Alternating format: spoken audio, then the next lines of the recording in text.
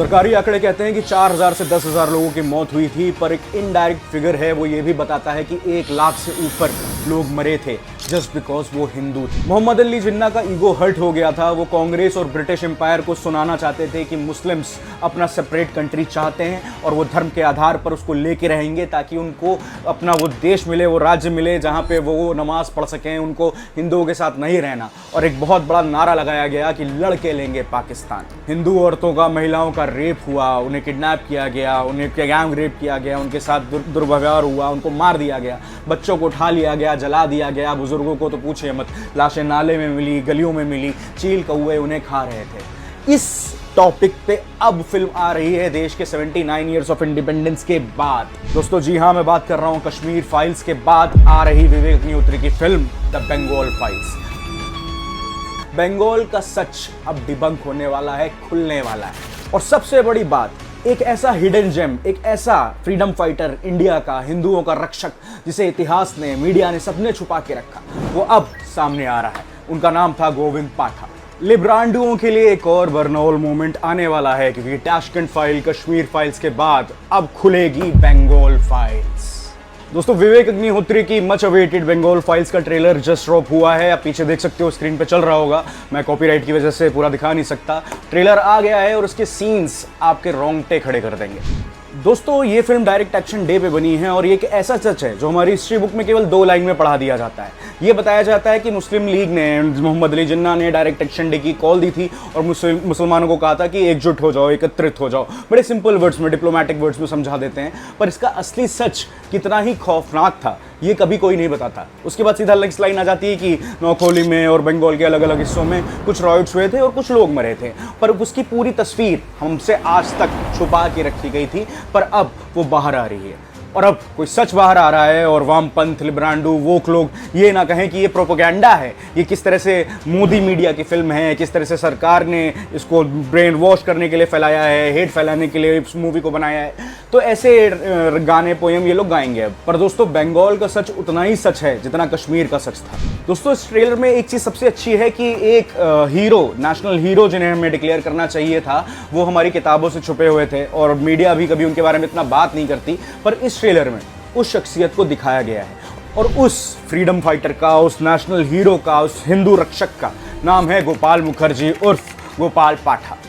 Film दोस्तों 5 सितंबर 2025 को release हो रही है और फिल्म की जो स्टार कास्ट है वो लगभग कश्मीर फाइल्स वाली ही है। और विवेक अग्निहोत्री का जो प्रोडक्शन हाउस है, आई एम बुद्धा प्रोडक्शन, उसमें वही एक्टर्स हैं जो स्पेसिफिकली वो रोल करते हैं। अनुपम खेर इसमें सबसे टॉप पे आते हैं और इस मूवी में Anupam Kher is becoming Mahatma Gandhi. Irony देखिए दोस्तों, अनुपम खेर ही एक्सीडेंटल प्राइम मिनिस्टर में मनमोहन सिंह भी बने थे और अब वो महात्मा गांधी बन रहे हैं। लग रहा है कि कांग्रेस के जितने भी लीडर्स हैं उनको एक्सपोज करने की जिम्मेदारी अनुपम खेर ने अपने कंधों पे उठा ली है। दोस्तों, डायरेक्ट एक्शन डे को मैं जिस तरह से देखता हूं, उसकी एक ये तो थी ही कि मोहम्मद अली जिन्ना किस तरह से जब कैबिनेट से उनको झटका लगा था, जब उनकी आवाज़ उन्हें लगा कि नहीं सुनी जा रही है टू नेशन थ्योरी और सेपरेट मुस्लिम कंट्री वाली, तो वो सीधा सड़क पे उतर आया जैसे कोई गुंडा करता है कि अब मैं तो लड़के रहूंगा ये। और दोस्तों, एक ये नारा लगाया गया था जब ये डायरेक्ट एक्शन डे हुआ था कि लड़के लेंगे पाकिस्तान, सब जगह चिल्ला दिया गया था। और इस डायरेक्ट एक्शन डे के तहत सबसे ज़्यादा जो विक्टिम टारगेट किए गए थे वो थी हिंदू औरतें, महिलाएं, लड़कियां, छोटी छोटी बच्चे, इनको सबसे बड़ा टारगेट बनाया गया था। इस ट्रेलर में आप एक सीन देखेंगे जिसमें किस तरह से एक मुस्लिम मॉब का गैंगस्टर या गुंडा जो है वो किस तरह से अपने पैर से एक लड़की की बिंदी, उसका सिंदूर ऐसे मिटा रहा है। दोस्तों, फिल्म में उस टाइम के बंगाल के जो चीफ मिनिस्टर हैं, मुझे जहां तक लग रहा है देख के, उनका भी सीन दिखाया गया है क्योंकि बाद में उन्हीं को अक्यूज माना गया था कि उन्होंने किस तरह से फ्री हैंड दिया था कि जो भी मुस्लिम मॉब हथियार लेके आ रहे हैं उनको कोई रोकेगा नहीं, उन्हें कोई रोक टोक नहीं होगी, उन्हें जो तोड़फोड़ करनी है, मारा काटी करनी है, उन्हें करने दो। सिमिलर लग रहा है ना, बंगाल में अभी भी सेम ऐसे ही कर रहा है कोई, वो भी चीफ मिनिस्टर ही है। खैर, इस पर कोई हंसने वाली बात नहीं है, पर ये मैं आयरनी बता रहा हूँ कि हाउ हिस्ट्री रिपीट्स इटसेल्फ। और जब ये सब हो रहा था तो गांधी जी ने कहा था कि हिंदुओं को हथियार नहीं उठाने चाहिए, मुस्लिम चाहे जितना मारें उन्हें अपने प्राण दे देने चाहिए, उन्हें मर जाना चाहिए, पर कभी भी हथियार नहीं उठाने चाहिए अपने मुसलमान भाइयों बहनों के सामने। और तभी गोपाल मुखर्जी का दिमाग एकदम फिर गया। उन्होंने कहा, बापू क्या बोल रहे हो? और उन्होंने फिर अकेले ही सिंगल हैंडेडली पूरे इतनी सारी बड़ी हिंदू संख्या को उन्होंने बचाया। आखिरी में मुस्लिम लीग समझ गई कि वो गोपाल पाठक के सामने जीत नहीं सकते। उन्होंने रिक्वेस्ट की कि सरेंडर कर दें और मुस्लिमों का नरसंहार ना करें। तब गोविंद पाठा ने कहा कि ये लड़ाई मैंने नहीं शुरू की थी, पहले तुम सरेंडर करो तब मैं सरेंडर करूँगा। और इस तरह से उन्होंने सिंगल हैंडेडली इस लड़ाई को रोका और वेस्ट बंगाल को तुरंत उसी पॉइंट ऑफ टाइम में पाकिस्तान बनने से बचाया। दोस्तों, हैरानी की बात है कि इतने टाइम से कौन सी ऐसे लोग थे, कौन से हिस्टोरियंस थे, सरकारें थी जो नहीं चाहते थे कि वीर सावरकर या गोविंद पाठा जैसे लोग हमारी नज़र के सामने आए। अब इतने साल बाद 79 ईयर्स ऑफ इंडिपेंडेंस के बाद ये हमारे सामने आ रहे हैं ऐसे हीरोज़, तो ये बहुत ही ब्रेव एफर्ट है। और मुझे शर्म आती है जब लिबरल्स, लेफ्ट के लोग ऐसी फिल्मों को, ऐसे टॉपिक्स को प्रोपेगेंडा कहते हैं। इतने लोग मर गए। एक हिस्ट्री में आपने गूगल पे जब भी आप बंगाल जेनोसाइड देखोगे, ऐसे लिखोगे, तो एक पिक्चर आपको दिखेगी कि एक गली है, उसमें खूब सारी लाशें बिछी हुई हैं और वल्चर्स वहाँ पे बैठे हुए हैं। लोग कहते हैं फेमाइन की भी फ़ोटो है, वो भी फ़ोटो है, लेकिन वो फ़ोटो दूसरी है। ये एक जो डायरेक्ट एक्शन डे की फ़ोटो थी, वो भी उसी टाइम की ही फ़ोटो है। तो ये हिस्टोरियंस इसको ये प्रूव लेके आ जाते हैं कि ये तो फेमाइन की फ़ोटो है, उस टाइम की फ़ोटो नहीं है, पर ऐसा नहीं है। इस फिल्म में उस सीन को भी बहुत अच्छे से रिप्रेजेंट करके दिखाया है।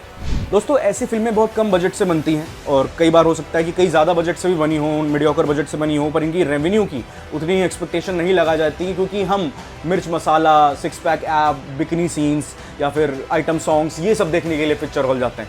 पर ऐसी फिल्मों को देखना ज़्यादा ज़रूरी है, क्योंकि ये आपको वो सच दिखाती हैं जो NCERT की किताबें, CBSE, ICSE, UP बोर्ड या कोई भी बोर्ड, वहाँ की किताबें आपको नहीं दिखाती हैं, क्योंकि कुछ रिस्ट्रिक्शंस होती हैं। तो जब कोई इंसान कोई ब्रेव एफर्ट लेके ऐसे टॉपिक को सामने लाता है, सच को सामने लाने की हिम्मत करता है, तो हमें सपोर्ट करना चाहिए, ऐसी फिल्मों को देखना चाहिए। विवेक अग्निहोत्री जी ने कश्मीर फाइल्स भी बनाई थी, मैंने फिल्म देखी थी, कश्मीर में ही देखी थी। उसके बाद मैंने प्रोटेस्ट भी की थी जब उसके बारे में लोग प्रोपेगेंडा फिल्म इसको बोल रहे थे, ये वो। तब मैं अपने काफ़ी सारे दोस्त साथियों को लेके गया था कैनॉट प्लेस, और वहाँ पर मैंने इसके लिए प्रोटेस्ट की थी। तो ऐसी फिल्में आना बहुत ज़रूरी है, और एज एन ऑडियंस हमारी भी रिस्पॉन्सिबिलिटी बनती है कि हम ऐसे सच को जानें। दोस्तों, अगर अभी भी आपने ये ट्रेलर नहीं देखा है तो मैं आपसे रिक्वेस्ट करूंगा, इस ट्रेलर को तुरंत देखिए, और इस ट्रेलर को देखने के बाद इस वीडियो पे वापस आइएगा और कमेंट करके बताइएगा कि आपको कौन सा सीन सबसे अच्छा लगा। चलिए दोस्तों, मिलते हैं अगली वीडियो में, और तब तक के लिए बंगाल फाइल्स September 5 कैलेंडर में मार्क कर लीजिए, देखा ज़रूर जाएगा साथ में।